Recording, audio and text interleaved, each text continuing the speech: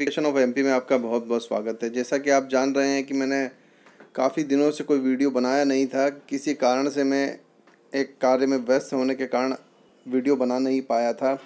STS की merit सूची जारी हो चुकी है, जैसा कि आप लोग सभी जानते हैं।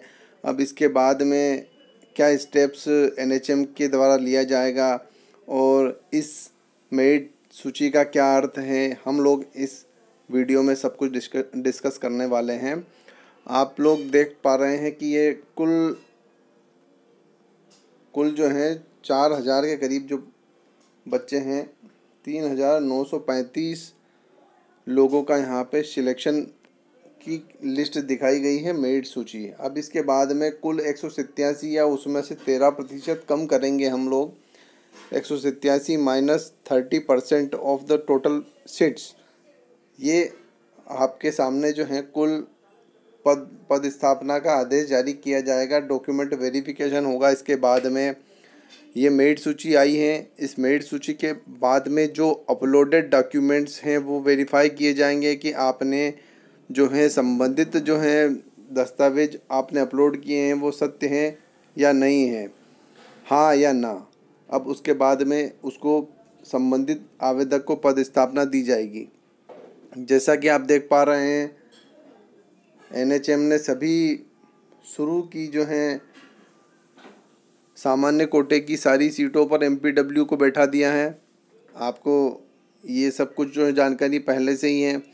अब उसके बाद में जानकारी ये भी लगी है कि ये लोग मलेरिया वर्कर हैं, ना कि एमपीडब्ल्यू हैं। एमपीडब्ल्यू का कोर्स है तो कोर्स का सर्टिफिकेट इनको वहाँ पे दिखाना पड़ेगा कि 18 महीने का मल्टीपर्पज़ हेल्थ वर्कर का हमने डिप्लोमा किया है और ये हमारा डिप्लोमा है। अब आगे की बात यह है कि इस संबंधित वैकेंसी के अंदर रीट पिटीशन दायर हो चुकी हैं। आपको सूचना देते हुए मुझे खुशी भी हो रही है और कहीं कहीं ये भी दुख है कि ये जो वैकेंसी है इसमें अब हो सकता है कि ये पदस्थापना ना हो और एनएचएम अगर चाहे तो कर भी दे, कुछ भी कर सकते हैं। बेसिकली जो बात यह है कि 2 वर्ष के बाद में इनने 20% वेटेज देने के लिए जो है एक नोटिफिकेशन निकाला था और उसमें इस तरीके से कभी कहीं कोई लेख नहीं किया गया था कि किसी भी सर्वसाधारण को सूचित किया जाता है कि किसी को आपत्ति हो तो वो हम अपनी आपत्ति दर्ज कराएं। एक सूचना के अधिकार के आवेदन हमने हमारे एक बहन है उनने लगाया था, तो उसका उत्तर भी आज दिनांक तक प्राप्त नहीं हुआ है और रीट पिटीशन भी दायर हो चुकी हैं। पिटीशन के अंदर 20% वेटेज को सीधा चैलेंज किया गया है। और आगे की बात ये जानकारी मैं आपको देना चाहूँगा कि एक और आरटीआई लग रही हैं। आरटीआई के अंदर बिंदु बहुत सारे रहेंगे। उसमें मूल बातें ये रहेंगी कि चॉइस फिलिंग रिसिप्ट का डाटा भी मांगा गया है और उत्तर पुस्तिका का डाटा मांगा गया है। 400 आवेदकों के परमानेंट ड्राइविंग लाइसेंस मांगे गए हैं और स्कोर कार्ड मांगा गया है। Certificate course in computer operation जो मांगा गया था 2 माह का, वो उसकी सत्य प्रति भी मांगी गई है। और या तो जो अपलोडेड डाटा है वो मांगा गया है और मान्यता प्राप्त मल्टीपर्पज़ शासन द्वारा मान्यता प्राप्त मल्टीपर्पज़ हेल्थ वर्कर कोर्स पूर्ण करने का भी प्रमाण पत्र मांगा गया है। तो आप लोग आगे की जानकारी के लिए एसटीएस में हमारे साथ में बने रहें। हमने सभी लोगों के साथ में न्याय हो ऐसी उम्मीद करी थी, जो अभी वर्तमान में मुझे लगता है कि एनएचएम ने वहाँ पे नहीं करी हैं। हम लोगों को बहुत सारे प्रश्न हैं पूछने चाहिए, जानने का अधिकार है हर एक व्यक्ति का। आरटीआई के आवेदन भी लग रहे हैं, रीट पिटीशन भी लग चुकी हैं और एनएचएम को कहीं ना कहीं जवाब तो देना होगा। 20% अधिभार अंक देकर इनने 8,000 आवेदन बुलवा लिए, मतलब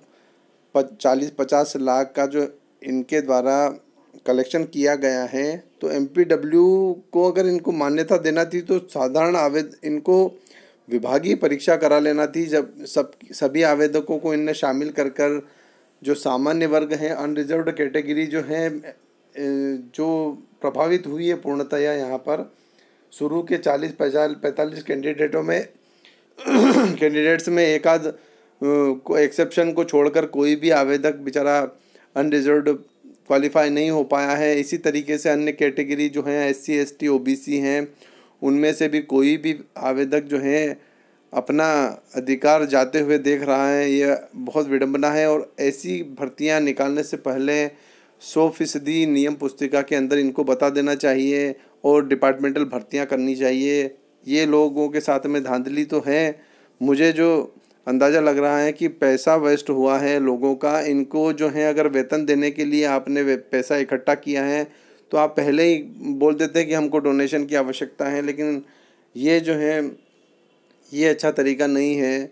और सामान्य आवेदकों के साथ में धोखा हुआ है और ट्रेजेडी हो गई है, ये हम लोगों का कहना है। और नोटिफिकेशन ऑफ MP STS के उन आवेदकों के साथ में है जिनके साथ में धोखा हुआ है। MPW के साथ में भी हमारी सिंपैथी है, लेकिन उन्हें विभागीय परीक्षाओं के तौर पर भर्ती कर और अन्य भर्ती जो परीक्षाएं आएंगी उनमें शामिल कर ये जो MPW भाइयों को इनको वहाँ पे एडजस्ट करना था, लेकिन इन्हें चलती भर्ती के अंदर एडजस्ट कर कहीं ना कहीं दूसरे लोगों को और MPW को आमने सामने कर दिया है।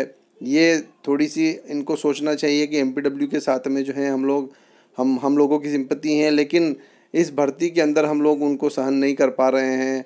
हम लोग सामान्य आवेदकों के साथ में हैं, हर वर्ग हर कम्युनिटी के जो आवेदक हैं उनके साथ में यहाँ पर न्याय नहीं हुआ है।